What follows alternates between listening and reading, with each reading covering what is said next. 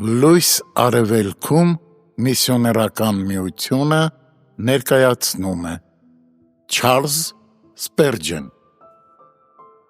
Բայց մինչ նա գնում էր, Ղուկաս 8:42, Հիսուսն ամբոխի միջով շարժվում է դեպի Հայրոսի տունը, հարություն տալու նրա մեռած դստերը, սակայն նա այնքան լիքն է բարությամբ, որ ճանապարհին մեկ ուրիշ հրաշքել է գործում։ Մինչդեռ Ահարոնի այս գավազանն իր վրա էր կրում դեռևս չիրագործված հրաշքի ծիլերը, այն ողորմության կատարյալ գործի հասուն նուշ տվեց։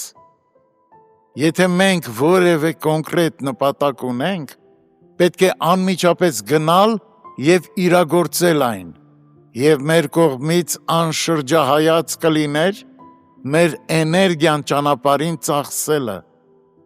Շտապելով փրկել մեր խեղդվող ընկերոջը, մենք չենք կարող մեզ թույլ տալ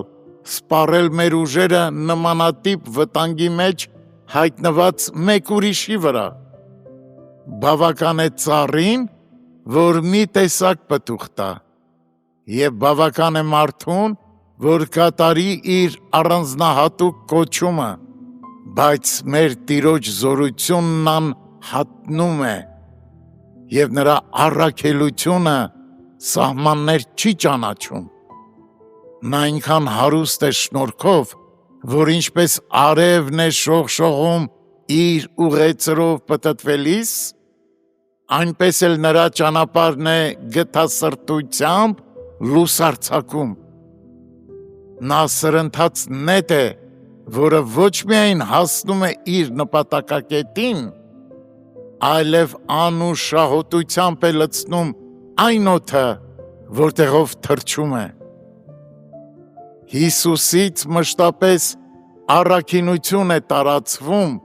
ինչպես ծաղիկներից է քաղցր բույր արձակվում, և այն միշտ բխելու է նրանից, ինչպես ջուրը ցայտող աղբյուրից։ Ինչ բերկրալի քաջալերանք է տալիս այս ճշմարտությունը մեզ։ Եթե մեր Տերն այդքան պատրաստակամ է բժշկելու հիվանդներին և օրհնելու կարիքավորներին, ուրեմն ով իմ անձը, մի հապաղիր դուրս գալ նրա ճանապարհին, որպեսզի նա ժպտա քեզ։ Մի ծուլացիր խնդրել, երբ նա այդքան առատորեն է շնորհում։ Լուրջ ուշադրություն դարձրու նրա խոսքին հիմա և ամեն ժամանակ, որպեսզի Հիսուսը կարողանա նրա միջոցով խոսել քո սրտի հետ։ Հանգրվանիր այնտեղ, որտեղ առավել հավանական է, որ նա կհայտնվի,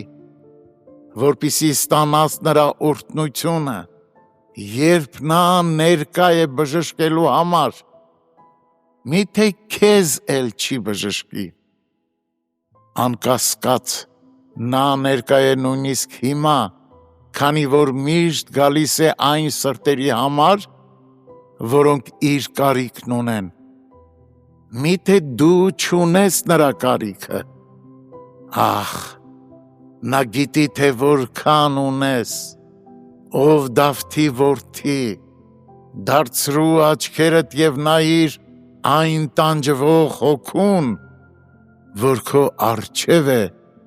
և բժշկիր նրան։